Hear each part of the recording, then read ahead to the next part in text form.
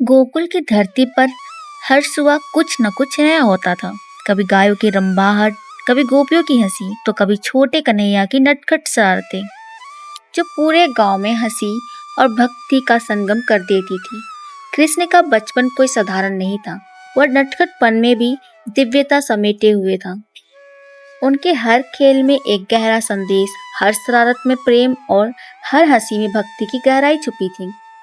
सुबह का समय था। माँ यशोदा माखन मथने में व्यस्त थी। मटकी घूम रही थी और कान्हा उनकी ओर देख रहे थे, आंखों में वही शरारती चमक। उन्होंने धीरे से पूछा, माँ, माखन बन गया क्या? यशोदा ने कहा, अभी नहीं, थोड़ा और इंतजार कर। कृष्ण मुस्कुराए, अगर माखन तैयार नहीं है तो मैं खुद बना लूं। इतना कहकर उन्होंने मटकी में हाथ डाल दिया। माँ हंसते हुए बोली, अरे शरारती, तू तो माखन चोर बन गया। कृष्ण की माखन चोरी यहीं से शुरू हुई और धीरे धीरे पूरे गोकुल में प्रसिद्ध हो गई। हर दिन गोपियाँ नंद बाबा के घर शिकायत लेकर आती, मैया, तुम्हारा कन्हैया बहुत नटखट है, हमारे घर में घुसकर माखन चुरा लेता है, बच्चों को बांट देता और हंसता भाग जाता है।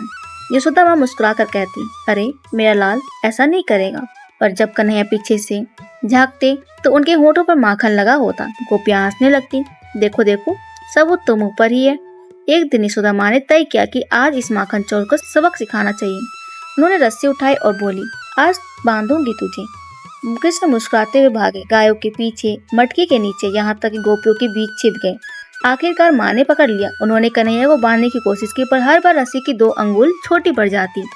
यशोदा थक गई, पसीना उनके माथे पर चमकने लगा। कृष्ण ने मासूमियत से कहा, माँ, अगर तू थक गई तो मुझे अपने प्यार से बांध ले। यशोदा की आंखों से आंसू बहने लगे। उन्होंने अपने लाल को सीने से लगा लिया। यह था ममता और भक्ति का संगम। कृष्ण को गायों से बहुत प्रेम था। वह हर सुबह गायों के झुंड के बीच जाता, उन्हें नाम से पुकारता, कभी उनकी पीठ थपथपाता तो कभी बांसुरी बजाकर उन्हें शांत करता। गाय भी कृष्ण की मुरली की धुन पर झूम उठती। एक दिन कन्हैया ने मीठी खा ली।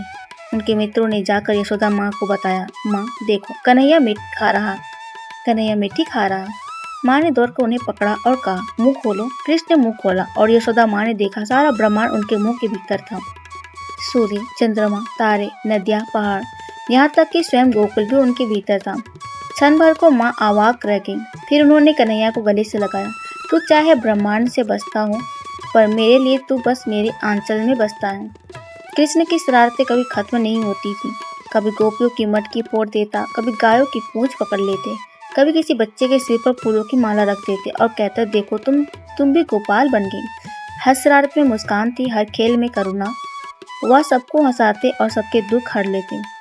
गोपियाँ कृष्ण से नाराज भी होती और फिर वह जब मुस्कुराते तो सारी नाराजगी गायब हो जाती। एक दिन उन्होंने शिकायतें की, कृष्ण, तू हमसे माखन चुराता है, पर हमें तेरा रूप चुरा लेना है। कृष्ण हंसकर बोले, रूप चुरा लो, पर प्रेम देना मत भूलना। यह कहकर उन्होंने मुरली बजाई और सबके हृदय में प्रेम से भर गए। कृष्ण का नटखटपन केवल खेल नहीं था, वह दिव्य संदेश था। हर चोरी, हर शरारते के पीछे ईश्वर का प्रेम और भक्ति का अर्थ छिपा था। माखन प्रेम का प्रतीक था, जो निर्मल हृदय से निकलता है। कृष्ण माखन नहीं, भक्तों का प्रेम चुराते थे। वे दिखाते थे कि भगवान को पूजा से नहीं, मासूम प्रेम से पाया जा सकता है। एक दिन यशोदा माँ ने पूछा, कन्हैया, तू इतनी शरारती क्यों करता है? कृष्ण मुस्कुराए और, माँ, अगर मैं शांत रहूं तो गोकुल की हंसी कौन लाएगा? माँ ने कहा, तू तो सबका प्यारा, लेकिन कभी कभी डर भी लगता है। कृष्ण बोले, माँ, जब तू मेरे साथ थे तो मुझे किससे डर? यशोदा की आंखें आंसू झरने लगे। उन्होंने कहा, तू मेरे जीवन की सबसे बड़ी शांति हो। कृष्ण के नटखटपन में पूरा वृंदावन जीवंत रहा। जहाँ वह जाते वहाँ खुशी फैल जाती। गोपियों के घर, गायों के बीच, यहाँ तक कि यमुना की लहरों में भी उनका नाम गूंजता, कन्हैया, गोपाल, नंदलाल। और जब वो मुस्कुराते तो ऐसा लगता जैसे स्वयं सूरज उदित हो गया। कृष्ण का बचपन हमें सिखाता है कि भक्ति में गंभीरता नहीं, निर्मलता में आनंद चाहिए। जो बालक की तरह हंसता है, जो सरलता से प्रेम करता है, जो जीवन में माखन जैसी मिठास रखता है, वह सच्चा भक्त है। कृष्ण का बचपन भले ही बीत गया, पर उनकी शरारतें आज भी हर हृदय में जीवित हैं। जब कोई बच्चा मुस्कुराता है, जब कोई माँ अपने लाल को चूमती है, वहाँ कहीं न कहीं बाल गोपाल मुस्कुरा रहे होते हैं।